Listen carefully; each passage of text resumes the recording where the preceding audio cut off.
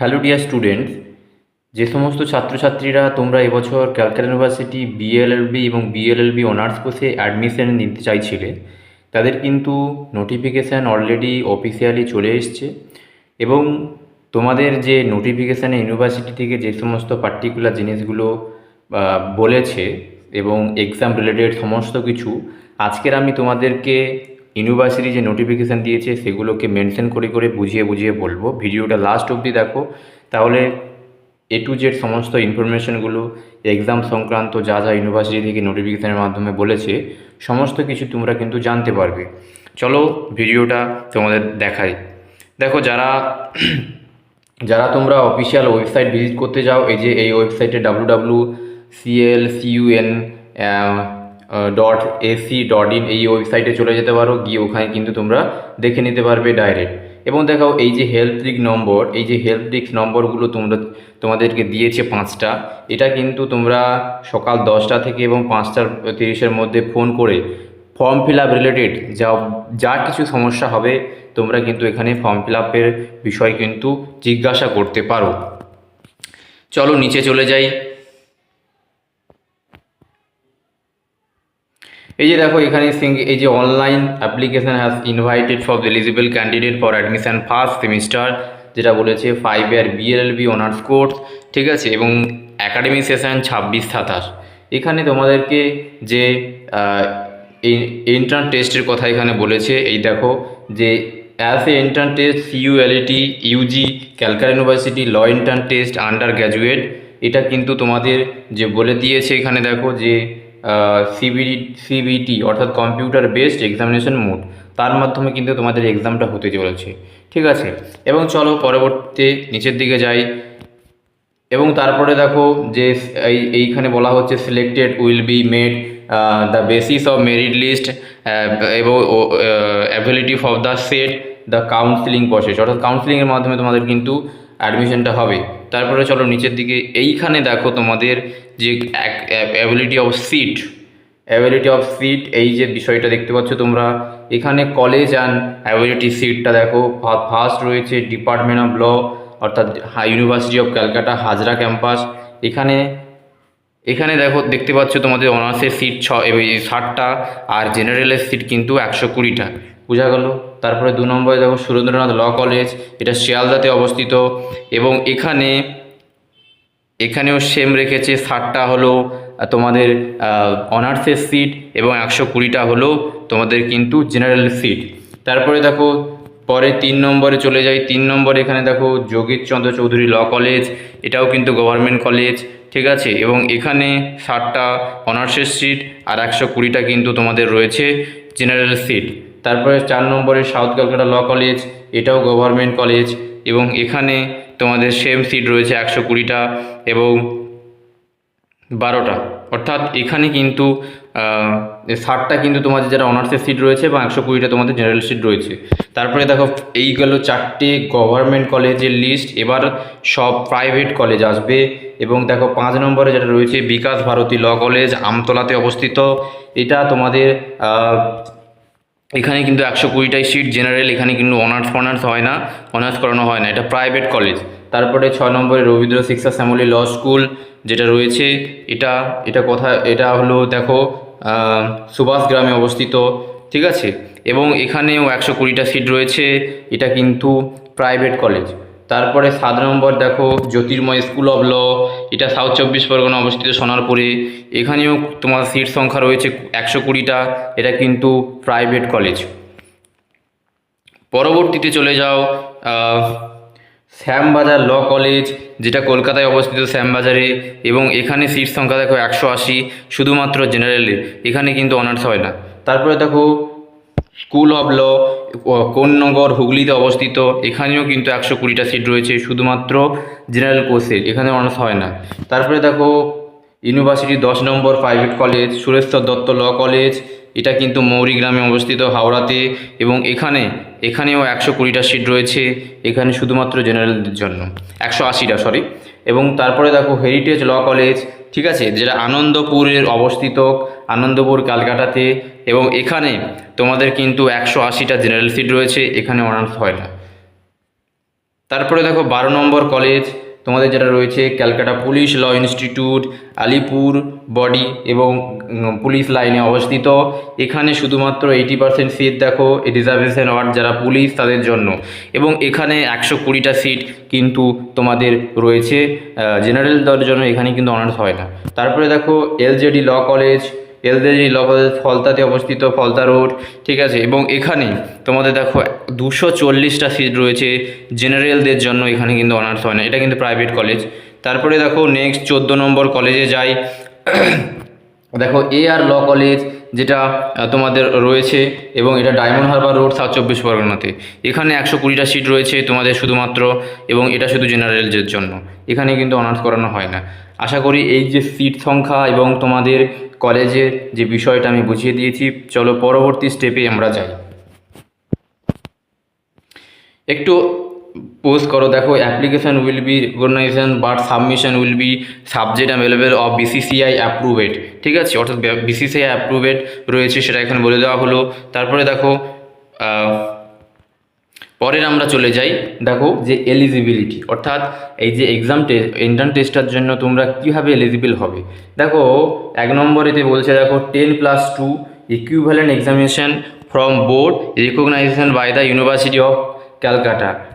এবং এখানে আরেকটা জিনিস বলে দেওয়া হয়েছে, দেখো আরেকটা জিনিস কি, যে নন এজ বার, এখানে কিন্তু কোনো এজ বার নেই, যে কোনো এজের ক্যান্ডিডেট এখানে এই এন্ট্রান্স টেস্টের জন্য এলিজিবল রয়েছে, ঠিক আছে। তুমি যদি উচ্চ মাধ্যমিক পাস করে থাকো, তারপরে তুমি এখানে কিন্তু তোমার এজ যতই হতে পারে, তুমি কিন্তু এই এক্সামের জন্য কিন্তু এলিজিবল। তারপরে দেখো 2 নম্বর, দেখো মার্ক, এবং এইখানে মার্কস বলা আছে 10+2 level examination for board recognition by the university of Calcutta, ঠিক আছে। তারপরে চলো নেক্সটে একটু স্ক্রল করো, এবং এখানে আরও বলা হচ্ছে, দেখো জেনারেল এবং অ্যাট লাস্ট 50% মার্কস লাগবে যারা জেনারেল কাস্টের স্টুডেন্ট রয়েছে তাদের জন্য, ঠিক আছে। এবং যারা SC ST রয়েছে তাদের কিন্তু 40% মার্কস থাকলে HSA বা এই উচ্চ মাধ্যমিকে তারা কিন্তু এখানে সেই সমস্ত ক্যান্ডিডেট কিন্তু এখানে তোমরা এলিজিবল, ঠিক আছে। চলো তারপরে দেখো ওবিসি যারা রয়েছে, ওবিসি অ্যাট লাস্ট 42% মার্কস লাগবে ওবিসিদের জন্য, বোঝা গেল। এবার দেখো candidate have a passed 10+2 board other WBCHS ICSS CBSE Rabindra Bharati Mukta Vidyalaya, এই সমস্ত যেগুলো রয়েছে তোমাদের, এবং এখানে যেগুলো রয়েছে রেজিস্টার ইকুইভ্যালেন্ট যে সেক্টর যেগুলো রয়েছে ইউনিভার্সিটি অফ ক্যালকাটা, সেখানে তোমাদের কিন্তু 10+2 মার্কশিট এবং সার্টিফিকেট রেগুলার টাইম অ্যাডমিশন, অর্থাৎ সেই সময় কিন্তু তোমাদেরকে লাগবে। এবং তারপরে দেখো নেক্সট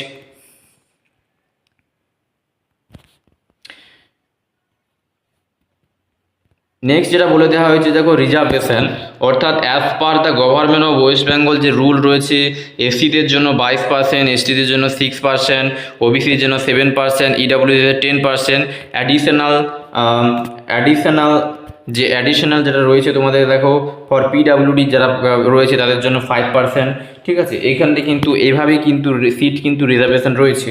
এবং তারপরে দেখো অ্যাপ্লিকেশান ফিস তোমাদের যেটা রয়েছে, অ্যাপ্লিকেশান ফিস দেখো যারা জেনারেল কাস্টে রয়েছে, ঠিক আছে, জেনারেলে ওবিসি ইডাব্লিউএস তাদের কিন্তু 1000 টাকা ফর্ম ফিল আপের সময় পেমেন্ট করতে হচ্ছে, এবং যারা SC ST পিডাব্লিউডি রয়েছে তাদের জন্য কিন্তু 500 টাকা কিন্তু পেইড করতে হবে অনলাইন থ্রেডের মাধ্যমে অ্যাডমিশন পোর্টালে, ঠিক আছে। আশা করি বুঝতে পেরেছো।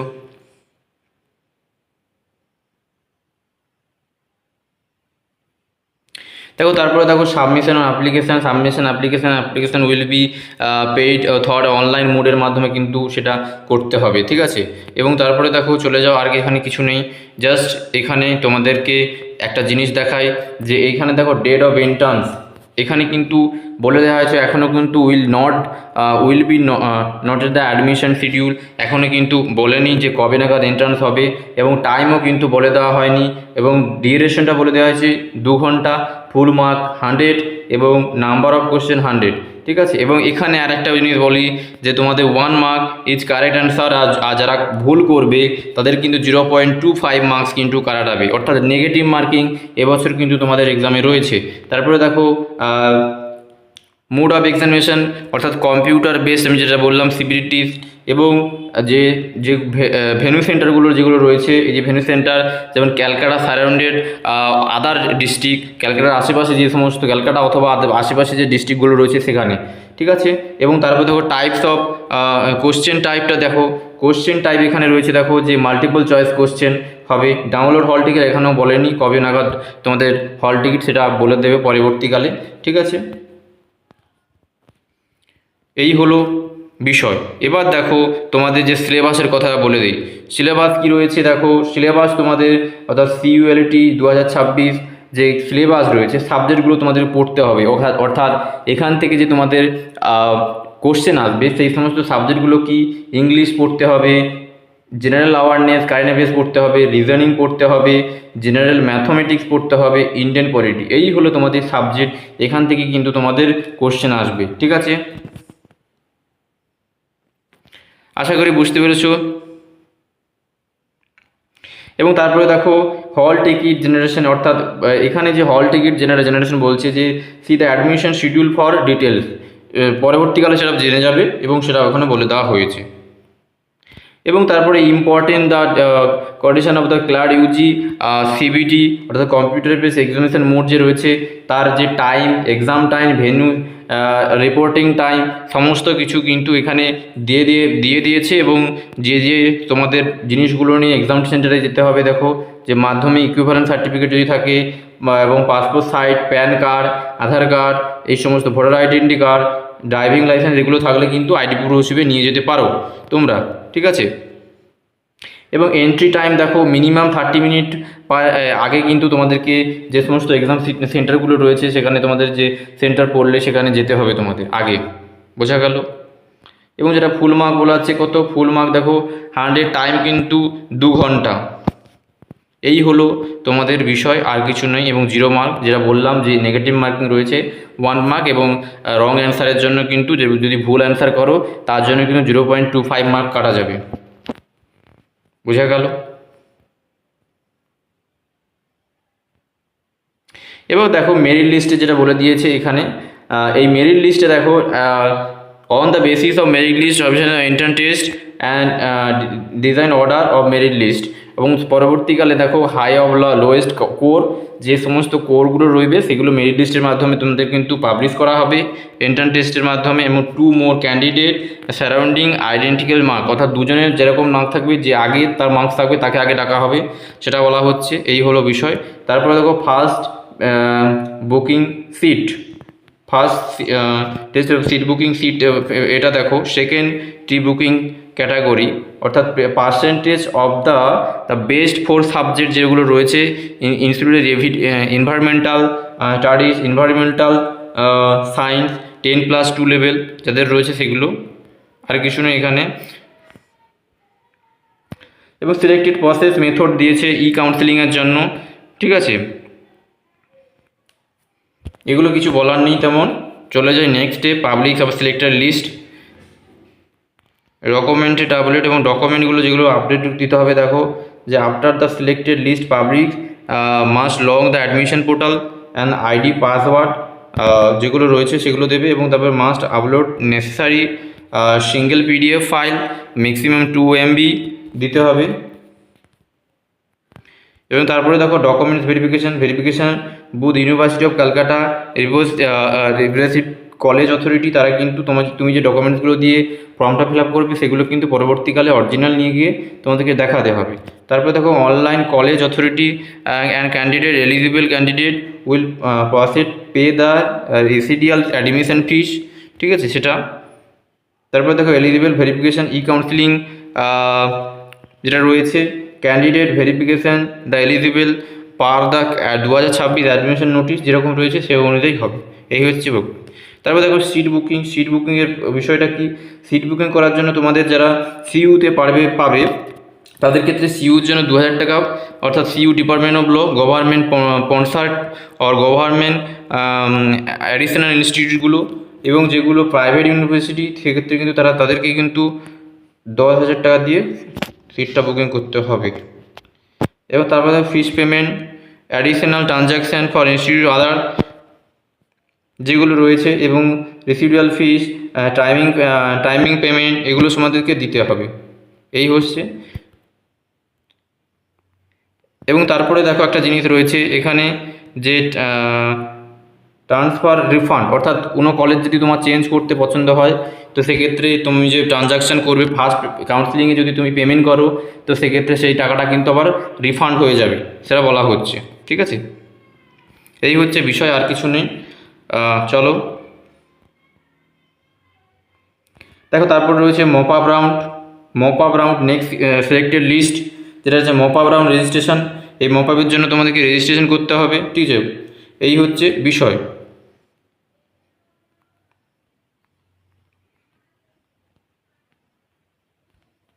সমস্ত ক্যাটাগরি ওয়াইজে কিন্তু রেখেছি। রিসিভেন্ট ক্যাটাগরি যেটা রয়েছে, দেখো category OBC, EWS, reservation of OBC, সমস্ত কিছু কিন্তু এখানে দিয়ে দেওয়া হয়েছে।